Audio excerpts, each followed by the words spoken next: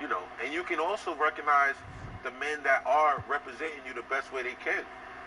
Certain comedians, certain actors, certain people in the mainstream drop little breadcrumbs for you. You just got to pay attention. You know what I mean? And usually they're men that are called misogynists and evil. And those are the men that are usually right where you understand your talking points. I was listening to a stand-up with Daniel Tosh, the guy from Canada. I think he's from Canada. And he was dropping a lot of red pill game in there, you know? And he was definitely going at the feminists, and he was saying real things. But it was just breadcrumbs. And then red pill guys, you know, definitely can see it. You know, like, oh, shit. And then I found humor in what he was saying, because I knew that for the most part, he was a red pill dude. Like, just like Patrice O'Neal. You might have not understood him when you were blue pill, but now that you're red pill, you're like, man, this guy is like my favorite comedian. You know, Corey Holcomb, like these dudes, you know, that tell the truth. You know, and they're not the most famous comedians. No, Cat Williams is in that category. Because the real dudes give him props. You know what I mean? Straight up and down. It's just like, you know, they tried to attack Cat Williams, and that lady did not know that he was a masterfully intelligent Welcome to a brand new episode of highly NBA 2K TV. If you've been hooping in the neighborhood or in the rec, you may have come across this familiar On May group. 1st, 1776, Yep, five Team men 2K gathered around TV is back, and they've been putting in the time, and they're ready to Leading take them was you a on. local If professor you've of canon watched law, last season, you know that anyone who comes up Adam against us and Weishaupt. takes that W, They the 2K gathered to TV shirt inaugurate is a new yours. secret society, Now, from the what I've been Order told, of they have Perfectibilists. improved, and they wanted me to pass along. Its name soon changed to the Order of the Illuminati, or in German, Illuminati. The Order of the Enlightened. Its totem was the Owl of Minerva, or Athena, the ancient goddess of wisdom. Another symbol was a dot in a circle representing the all-seeing eye. Not the all-seeing eye of God, but of the mysterious, unknown superiors to whom the Order answered. The day, May 1st, marked an ancient fertility festival, and it was the extension of the preceding Walpurgis Night, long associated with witchcraft and evil spirits. Weishaupt's tiny order had grand ambition. Their aim was to make men free and happy. But first, they had to make them good. Weishaupt envisioned nothing less than a world revolution that would result in a universal republic, a new world order. This necessitated destruction of Christianity and all other forms of religion. It also meant the annihilation of all governments. The new order would bring liberation from all social, moral, and religious restraint and embrace absolute equality and social fraternity. Religious superstition would be replaced with atheism for the masses and a kind of enlightened pantheism for the higher classes. A communism of goods would govern economics. The benevolent, enlightened elite, the Illuminati, would reign over this earthly paradise. As Weishaupt put it, the superiors of Illuminism are to be looked upon as the most perfect and the most enlightened of men. No doubts are to be entertained even of their infallibility. Down with the old masters. Say hello to the new masters. I bet that even if you've never taken notice of secret societies before, you've heard of the Illuminati. Well, over 2 centuries later, the term is embedded in popular culture as the generic name for a conspiratorial group bent on world domination. People pore over Super Bowl ads looking for hidden Illuminati symbols, and they're even parodied in Taco Bell commercials. The Bavarian Illuminati have spawned a cottage industry of conspiracy theory. In this lecture, we're going to explore the roots of Weishaupt's creation, what it believed, what it did, and its legacy. Perhaps its survival.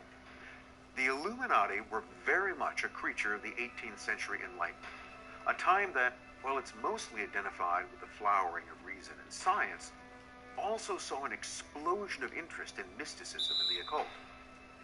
The century that produced the French philosophers Diderot, Rousseau, and Voltaire also gave us the Italian forger and swindler Alessandro Cagliostro, the German hypnotist Friedrich Anton Mesmer, and the ageless alchemist, the Count of Saint-Germain.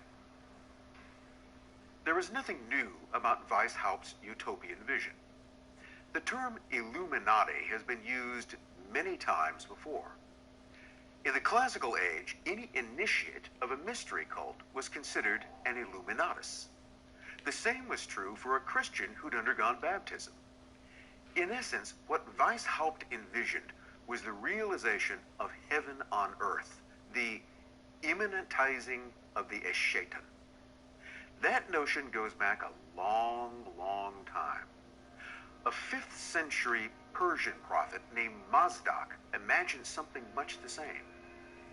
Another version is the millennial paradise that many believe Christ will usher in on his return, or the perfect kingdom Jews anticipate with the Messiah.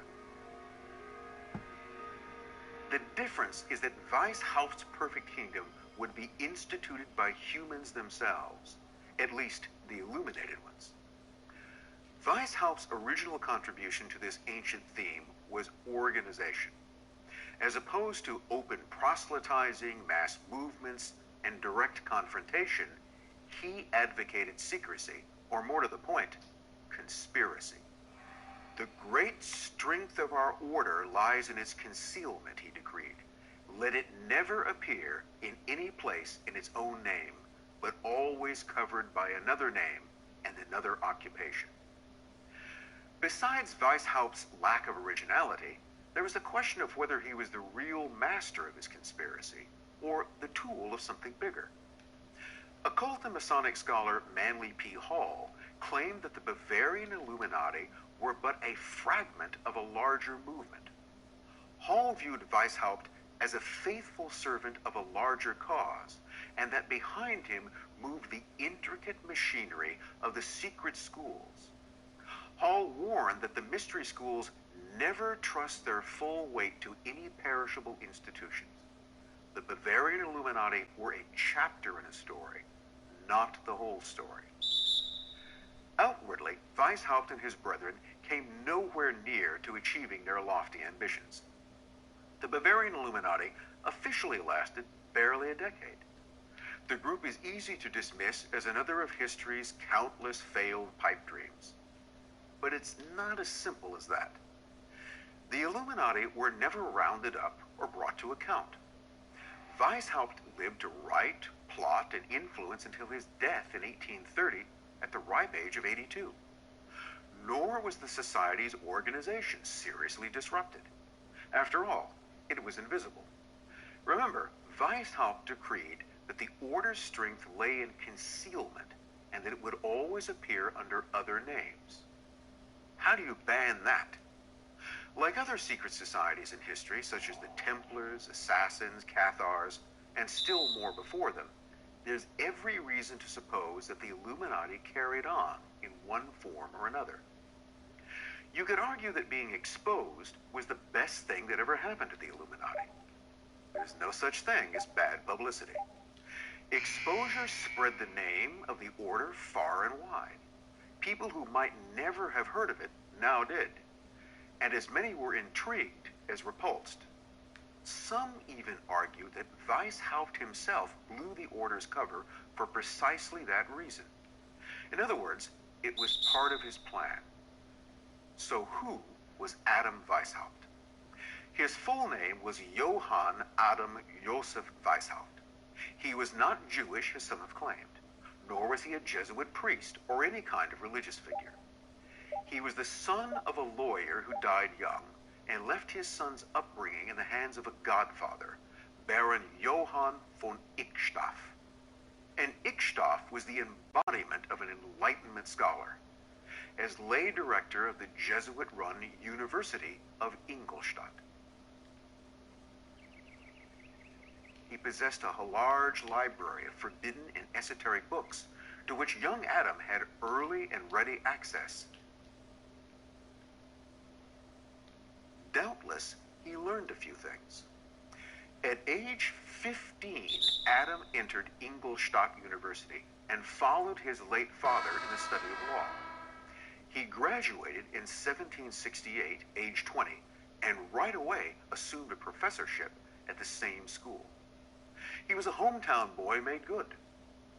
He seemed a typical member of the German intellectual establishment. Weishaupt's Jesuit instructors were noted for the rigorousness of their education. A part of this was the notion of casuistry. It was the use of rational argument to back up dubious, deceptive, or self-serving conclusions, especially moral ones. Simply put, the art of propaganda. Weishaupt learned an important but often overlooked lesson. The voice of reason isn't the one telling you to show mercy. It's the one telling you not to leave any witnesses. The Jesuits were basically a secret society within the Catholic Church. Under the absolute authority of their superior general, they fought the enemies of the church by all means, fair and foul. Political conspiracy, even assassination, was their stock and trade. Much like the medieval Knights Templars, they amassed wealth and power. And like the Templars, this aroused envy and fear. In the Templars' case, it ended in accusations of heresy and blasphemy. The Jesuits nearly suffered the same fate. In 1773, Pope Clement XIV was persuaded to abolish the Jesuits. For Weishaupt, this meant opportunity. At Ingolstadt, he ascended to deacon of canon law. Weishaupt later expressed both disdain and admiration for his Jesuit mentors. His later position at the head of the Illuminati directly mimicked the autocratic power of the superior general. Arguably, the whole plan of the Illuminati, even its secretiveness, was taken straight from the Jesuit playbook. Thus, some suspected that Weishaupt remained a Jesuit at heart and secretly did their bidding. So what was Weishaupt's plan? First, he was obsessed with secrecy. He proclaimed that, of all the means I know to lead men, the most effectual is a concealed mystery. The hankering of the mind is irresistible. Noting that the gains and abuses of secret societies were without end, he said, I wanted to make use of this human weakness for a real and worthy goal, the welfare of mankind. Simply put, Weishaupt saw that men desire status, and offering them access to secrets, real or imagined, was a way to manipulate them. He looked for an existing secret society to serve as a cover for his new one. Weishaupt decided that none is fitter than Freemasonry. The public is accustomed to it, expects little from it, and therefore takes little notice of it. He mocked ordinary Freemasonry as a frivolous business, but appreciated the keenness and zeal of its members, and the way the lodges were knit together by the secrecy of their union.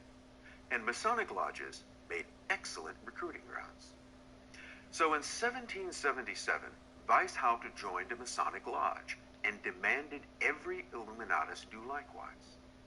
Once initiated, they were to attain positions of leadership and turn the lodges into vehicles for Illuminati propaganda and expansion. Weishaupt also saw great value in literary societies and libraries, the internet of their day. He commanded his order to establish or infiltrate them, so we may turn the public mind which way we will. At the same time, the Illuminati would monitor everything appearing in print. Weishaupt said, if a writer publishes anything that attracts notice, but does not accord with our plan, we must endeavor to win him over or decry him.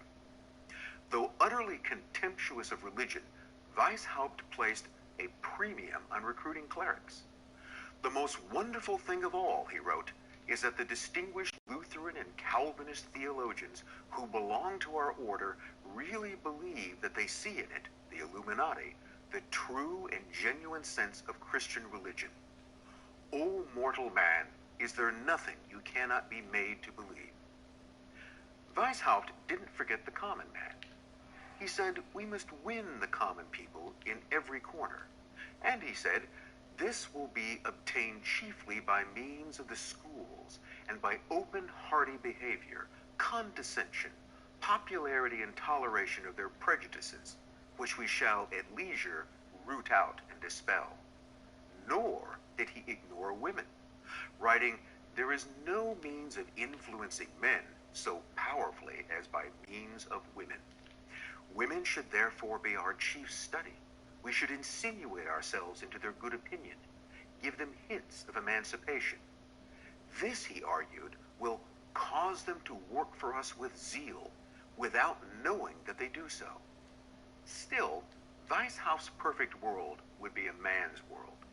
The head of every family will be the patriarch, the priest, and the unlettered lord of his family. If this sounds like more deception and manipulation, you're right. Weishaupt wouldn't argue. The ultimate goal was to make men free and happy, but first they had to be made good, and that required manipulation, trickery, even coercion. While the Illuminati would be the enlightened aristocracy of the New World Order, even they weren't equal or free. A recruit or novice was under the complete control of his recruiter or insinuator. Novices were told what to read, how to think, and they kept a daily account of their every thought and action. They also compiled detailed personal histories. They had no secrets from their insinuator and obeyed every command without question. Initiates received a special name, usually something classical. Weishaupt's was Spartacus. Curiously, many picked names connected to ancient mystery cults like Osiris, Pythagoras, or Attis.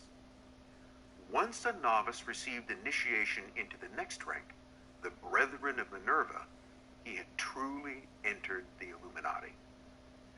There were also two higher ranks, minor and major Illuminatus, but Weishaupt decreed that no religionist, that is, anyone retaining a scrap of their old belief, could be admitted to them. Nor was there any room for patriotism. Absolute loyalty to the order and one's Illuminati superiors was the rule. The love of one's prince and of one's country are incompatible with the ultimate aims of the order. Ordinary morality was also forbidden. Calumnies, poison.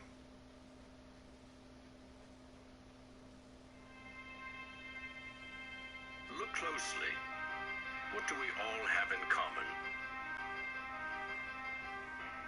No matter what corner of the world you live in, you need food, water, shelter, and money. Half of every transaction involves money in exchange for goods or services, stocks, a loaf of bread, illegal drugs. You gotta pay for it. We spend much of our lives chasing money to make a living and accomplish our dreams. But it's also an instrument of destruction. Some might say evil, driving criminals to lie, steal, and even murder. The existing banking system extracts enormous value from society, and it is parasitic in nature. Money is a catalyst for the worst and the best of human endeavor. Before civilization, we created currency, fuel for wars, the path to power, champion and enemy of innovation. Money is so integral to our society and our global economy that its true nature remains a mystery to most. This is the story of money, perhaps the end of money as we know it. No matter how fat your bank account or how thin your wallet, to us it's all cold hard cash. There are some who want to kill it. Get rid of it. Burn your dollars, your euros, your yen, and transform every penny you have into ones and zeros. Digital currency, entrusted to the web and computers spread across the planet. Magic internet money. It's called cryptocurrency. Bitcoin. Invented was a gift to the world. It's not just a currency, but it's actually programmable money. A potential curse on bankers. And there's nothing that the big banks or politicians can do to stop it. Breaking every government's grip on money supply. What the internet did for information, Bitcoin is doing for money. Could it be the new gold? No, you have to really stretch your imagination to infer what the intrinsic value of Bitcoin is. Regulators, the Federal Reserve, the banking system, at least understand this is a thing that they have to take seriously. This is going to change the economic culture. Bitcoin could be a microeconomic miracle worker and could be a macroeconomic wrecking ball. Is Bitcoin the currency of the future? A godsend for criminals? Or a recipe for financial disaster? If you trust your money just as it is, we have a little story to share.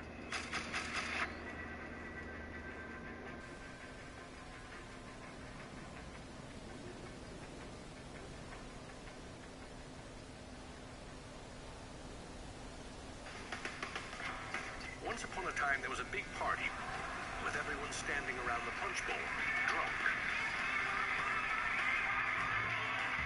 Politicians credited the strong economy to their wise decisions. Businesses jumped into new profitable markets, ignoring risk. In fact, the experts said there was no risk. Then, troubling market data from minor countries spooked the markets. Rumors spread. More bad news rattled housing prices at the heart of the financial world. A major bank went insolvent. Investors and businesses made a run on the other banks, demanding their cash deposits. The largest financial institutions in the center of the modern world were frozen. Assets were seized. Banks foreclosed. A credit crunch threatened the entire world economy. And then, finally, the government stepped in. The largest bank bailout ever. Swift action by the head of state had saved the day. Remember that? No, you don't. It happened 2,000 years ago. I like it. Great choice. 33 AD. Ground zero for the first recorded liquidity crisis and government bailout in history. The largest empire the world had ever seen was brought to its knees by a banking disaster. Emperor Tiberius used money from the national treasury to bail out the country's troubled banks and companies. History may not repeat itself, but it certainly rhymes. Badly. People in power and their money have always been at the very center of it.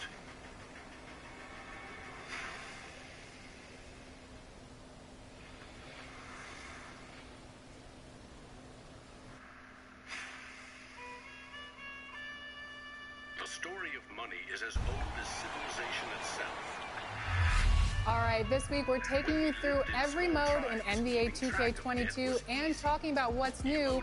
So first we are starting with My Career, and I am joined by the producer of My Career, Ben Bishop. It's been way too long since you've been on the show. Welcome back to 2K TV. Thank you. I'm glad to be here. Thanks for having me. So I know My Career is a little bit different this year. Talk about the development team's approach to My Career in NBA 2K22. Yeah, this year we really wanted to take things in a different direction. For quite a while now, we something scalable. Enter commodity monies. There were many kinds, but each had to embody the same 5 characteristics. A commodity money is relatively scarce, easily recognizable, can be cut into small pieces. You can substitute one piece for another of equal value, and you can carry it around without too much trouble. In ancient Rome, it was salt. The Aztecs used cacao beans. It was whale teeth on Fiji, yak dung in Tibet, shells in Africa and China. Grains, metal, ivory, rare stones, leather, fish. If it had the 5 characteristics of commodity money, someone probably used it as currency. And then you ask, what value do these currencies have? If you go into a primary school, you'll see children exchanging rubber bands and Tamagotchi and Pokemon cards and baseball cards and sweets and candy and any other form of currency. People invent currency when they have no other currency. And now they're going to invent digital currencies. But commodities that aren't durable are a lousy store of value. A bad cacao crop or a huge new salt discovery can throw your currency and economy into turmoil. A more stable system was needed. About 2,500 years ago, the first metal coins were minted in China and in what is now Turkey. These coins shared the same 5 characteristics with commodity money, but were also very durable. In some cases, coins are the only thing left of entire civilizations. Money does not originate with governments. Money arises naturally as markets begin to develop, and as people with a division of labor realize that if I have eggs and you have a cow, we may need some medium of exchange in order for you to buy my eggs or for me to buy your cow. Coins were an objective and universal unit of account, and they allowed people to buy and sell goods over vast regions. The market economy was born. Coins worked, but only if people trusted that the king or emperor who issued them wasn't cheating on the metal content. Using coins also meant that an authority now controlled the supply of your currency. Money and political power were inextricably linked, centralized. Minting coins in a steady and predictable manner allowed economic growth and stability. The wushu coin in China retained its value for 500 years. In Constantinople, the solidas lasted for 700 years. But in those times, the coins didn't have the milled, this sort of milled edge. They were flat, and what used to happen was, as coins were passing from people to people would cut little bits off. And in fact, some of the taxation that the kings would do would actually be take 1/8 of the coin off. Taxes built castles and financed military campaigns, expensive hobbies. Soon, royal mints were substituting cheaper metals for silver and gold. This is called debasement, and Europe's kings made a habit of it. The currency of France was debased every 20 months for 200 years. If no one can trust the gold or silver content of your coins, how can you trade with other countries? International merchants found a solution. They recognized that one person's debt has value. It can be traded or transferred. When those IOUs came from reputable sources, they could be used as a form of money, paper money. This money was not based on hard commodities or metal, but instead on someone's promise to pay. Merchant families like the Medici in 15th century Florence acted as clearinghouses for these IOUs. It worked like this. An English trader ordered a shipment of Italian cloth from the Medici for 100 gold coins. His promise to pay the Medici was put on paper. Meanwhile, the Medici owed 100 gold coins to another trading partner for delivery of wine from France. The parties didn't go to the expense of transporting and exchanging gold coins. Instead, the paper was transferred. Everyone agreed that the paper had value, 100 gold coins, but only because everyone trusted the Medici as solvent middlemen. They had created a paper money machine. Within a few generations, they rose from low crime to high finance. Their great wealth helped fuel the Italian Renaissance and elevated the family to levels of enormous political power. The power to marry into royal families and get elected as popes. The ties binding money to power, politics, and influence now ran through church and state. Merchants had proven that creating paper currency could be wildly profitable. Goldsmiths wanted in on the action. Imagine it like this. If the goldsmith had seen over a period of time that some of the coins he was storing for people were gathering dust, the people who owned them don't need them right now. So what if I go and lend them out into the community and I charge them interest on this loan? So he starts out lending some of these gold coins, and then later he realizes actually people don't even want the gold coins, they just want the piece of paper that says the gold coins are in the bank and with the goldsmith. So I can now make a loan with these pieces of paper, and whatever I write on a piece of paper, as long as people trust me, they'll trust the paper. And effectively the goldsmiths and the early day bankers, they had literally acquired the power to print money. more and more, private paper money from merchants and banks circulated and began to rival the crown's coins. The power inherent in controlling and issuing money began slipping away from the rulers. They couldn't tax or debase this new kind of money, but they had bigger ambitions than ever with trading posts, colonies, and empires that now stretched across the globe. For centuries, European countries would take turns building massive fleets and waging war on each other to rule the world.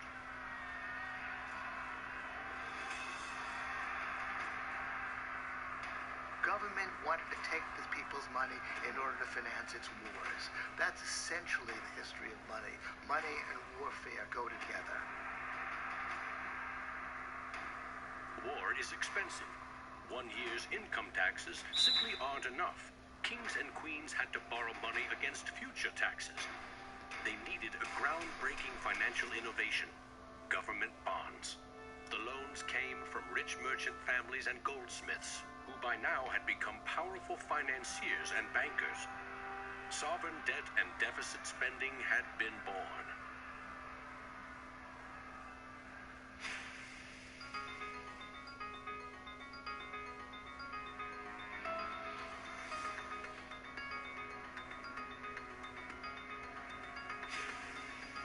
In 1694, the Bank of England was established to fund a war against France.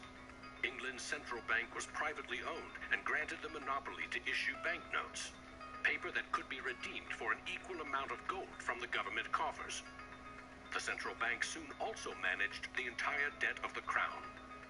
Money has been a tool of sovereignty for centuries. Being able to issue currency gave you the power, but it also gave the value to that monetary supply by backing it with a force of state, with essentially the debt of state. When the U.S. won independence from Britain, the first article of the new Constitution gave Congress the exclusive right to coin money. This currency's value was tied to gold in government vaults. From 1781 until the Panic of 1907, the financial system of the U.S. was an economic petri dish. Brief central banks, state banks, private currency, government currency, depressions, strong growth, recessions, regular boom and bust cycles. The long term, as far as capital is concerned, people want predictability. People want stability. From the back of that, they can plan. Now, it's very hard to plan in the long term with such a level. In 1913, bankers and politicians decided that it was in the country's best interest and theirs to have a permanent central bank. They created the Federal Reserve. Among its jobs, expand or contract the supply of a single national currency, the Federal Reserve note.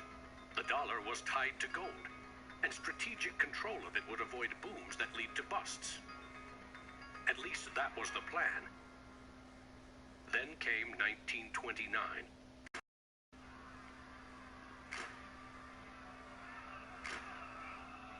The Great Depression would have a profound effect on monetary policy worldwide. I shall ask the Congress for the one remaining instrument to meet the crisis: broad executive power. Soon, the Fed had printed nearly all the money it legally could to pump life back into the economy.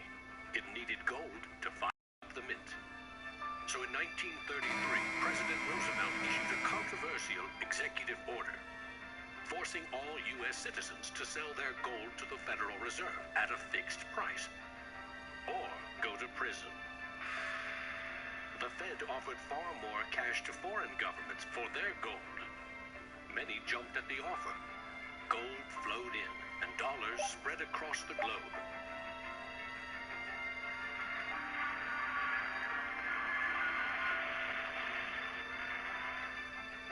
World War II devastated nearly every major economy, except the United States.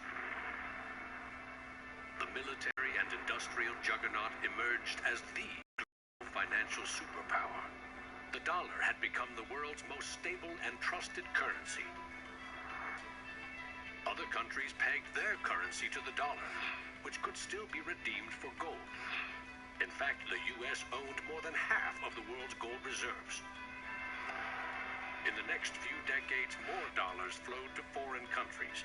Governments began debasing their coins with cheaper metals and printing more of their own currency than they had in gold. The bond between precious metals and paper currency was cracking. This is a 1966 50-cent piece. It was the last coin in regular circulation in Australia to contain silver. It contains 80% silver. So in 1966, this was 50 cents. Nowadays, it's $8 roughly in silver alone. By 1966, foreign nations had had enough of the U.S. collecting gold and printing cash. And they had more value in dollars than the U.S. had bullion in its vaults. They demanded gold in return for their paper dollars. Arguments about the value of the dollar versus their currency ensued. In 1971, President Nixon settled the matter. He severed United States currency from the gold standard. I have directed Secretary Connally to suspend temporarily the convertibility of the dollar into gold or other reserve assets, except in amounts and conditions determined to be in the interest of monetary stability and in the best interest of the United States. Never again could anyone legally demand U.S. government gold in exchange for paper dollars. For better or worse, the dollar was now backed solely by the full faith and credit of the United States government. The wealthiest nation the world had ever known would bet its future on a single word: trust. People have this mythology of money that is based on very little fact. And one of the nice things about Bitcoin is that it forces people to start to ask questions about the fundamentals of money. Bitcoin is an attempt to adopt the advanced computerized system that we have, the internet, to resurrecting what money used to be all about.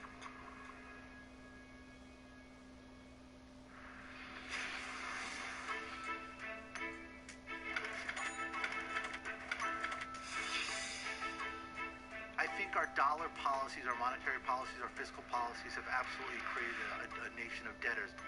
Not just personal debt, not just corporate debt, but government debt. I mean, you have to look at those all together as one big thing. What is the wealth of the nation? Well, the wealth of the nation is a gigantic hole of money that we owe to the rest of the world that is never going to be paid back. Today, the United States pays more than $400 billion in interest to its creditors every year. When a government spends more than it collects in taxes, it simply borrows more, or it creates more. At one time, every paper money was backed by gold. Remember, for every $20 bill, there was $20 worth